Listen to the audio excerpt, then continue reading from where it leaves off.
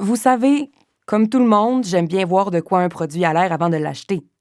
Comment moi, mes amis et les autres citoyens, on pourrait se faire une idée de la République fédérale du Québec que vous nous présentez? Alors, il est toujours impératif de préparer une maquette lorsqu'on veut mettre en marché un produit. Le consommateur veut voir puis apprécier avant de se porter acquéreur de ce produit-là. Parlons maintenant de la maquette du pays québécois ou de la maquette de la République fédérale.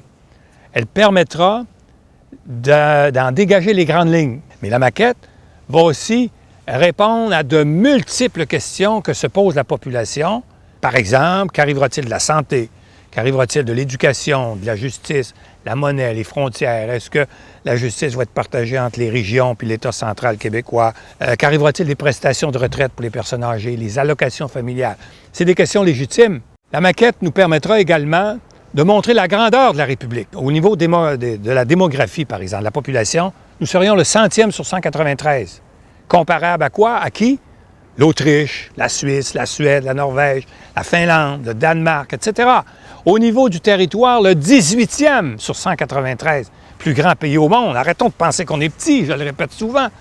Et au niveau du produit intérieur brut, par habitant, nous serions le 27e, certains disent le 28e, mais en tout cas, une chose qui est sûre, c'est que dans les 30 premiers, on serait un des pays les plus riches au monde. J'ai réalisé que l'État de Montréal serait plus grand ou équivalent au niveau population que 15 États américains, plus grand que 6 provinces canadiennes, plus grand que 9 États autrichiens et plus grand que les 26 cantons suisses. À peu près la même chose pour l'État de la Montérégie. Alors, compte tenu que j'habite la région de la Capitale-Nationale, qui va devenir un État extraordinaire, un État de 700 000 habitants, qui sera plus populeux ou aussi populeux que 5 États américains, plus populeux que les provinces de Terre-Neuve et Labrador et que l'île du Prince-Édouard, et aussi populeux que le Nouveau-Brunswick.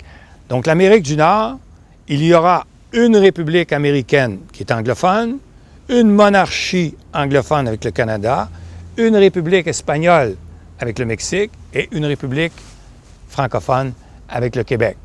J'ai voulu vous le dire pour que vous réalisiez comment c'est une opportunité extraordinaire. Nous sommes grands. Pour moi, la maquette devra montrer la reconnaissance des droits acquis de la communauté anglophone, devra illustrer au niveau des Autochtones la reconnaissance que nous aurons pour leur droit à l'autodétermination, leur droit à l'autonomie gouvernementale. Une autre chose que la maquette doit illustrer, c'est que la République sera neutre sur le plan militaire. La République sera un pays pacifique. La Suisse fait la même chose, l'Autriche, la Suède en particulier, la Finlande, l'Irlande, Costa Rica et d'autres. La maquette ne doit pas représenter ou concevoir une idéologie politique. Il ne faut pas que la maquette soit perçue comme une maquette péquiste, libérale, caquiste, solidaire, ou de gauche ou de droite.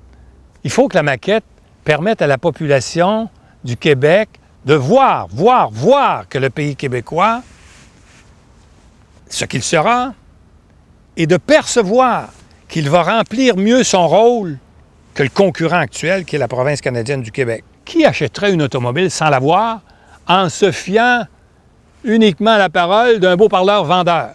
On veut voir l'auto parce qu'on sait très bien qu'une fois qu'on va quitter le vendeur, qu'on va sortir du garage, c'est l'auto qui va répondre à nos besoins puis qui va nous conduire où on veut et non le vendeur.